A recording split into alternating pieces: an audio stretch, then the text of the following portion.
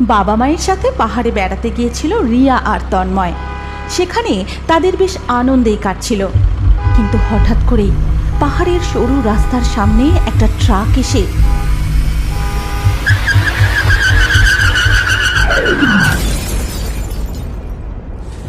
তাদের সাথে ঘটে যায় এক মর্মান্তিক দুর্ঘটনা।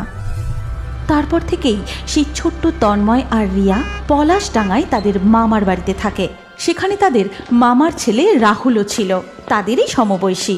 আর এই 3 নাতি নাতনি ছিল দিদিমার নয়নের মণি। কি দাদু ভাই, দিদি ভাই, সারাদিন শুধু খেলা করলে হবে? কিছু খেতে তো হবে নাকি? না দিদা, আমরা এখন খাবো না, আমরা আরেকটু খেলবো। তা বললে হয় দিদি ভাই? আরে এই বাপ মা মরা ছোট ছোট ছেলে মেয়েগুলোর মুখের দিকে তাকানো যায় না। হে ভগবান, তুমি এত কেন নিষ্ঠুর হলে কেন? আয় তো দিদি ভাই, তন্ময়, দাদু ভাই, আজ আমি নিজের হাতে তোদের খাইয়ে দেব। এই বলে দিদিমা নিজের হাতে তন্ময় এবং রিয়াকে খাইয়ে দেয়। রাহুল নিজের হাতেই খেতে থাকে। আর এই দৃশ্য দরজার আড়াল থেকে দেখে তাদের মামি অলকা। না না না, এটা কিছুতেই হতে পারে না। যবে থেকে ওই আপদগুলো এই বাড়িতে এসে জুটেছে, তবে থেকে আমার ছেলের সব জিনিসে ভাগ বসাচ্ছে। এমনকি ঠাকুমার আদরও শুধু এরাই ভোগ করছে। বাপ মায়ের মতো এ দুটো মরলেও শান্তি হতো।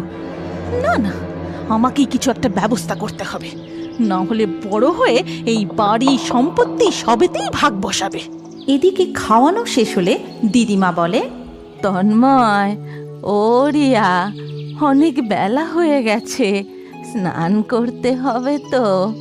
আজ আমি নিজের হাতে তোদের স্নান করিয়ে দেব। এই কথা শুনে অলকার মাথায় একটা ফোন দিয়ে আসে, আর সে সেখান থেকে তাদের উঠোনে যে চৌবাচ্চা রয়েছে তার পাশে এসে দাঁড়ায়। নিজের হাতে স্নান করাবে? করাচ্ছি আমি, আজকেই হবে এই দুটোর শেষ দিন। এই কথা ভেবে অলকা পাশের ইলেকট্রিক পোল থেকে ঝুলে থাকা একটি তার টেনে নিয়ে এসে তাদের চৌবাচ্চার জলের মধ্যে ডুবিয়ে দেয় এবং চটপট সেখান থেকে কেটে পড়ে। তারপর দিদিমা 2 নাতি নাতনিকে স্নান করাবে বলে সেখানে নিয়ে আসে। আজকে অনেক মজা হবে, আমরা অনেকক্ষণ ধরে স্নান করবো।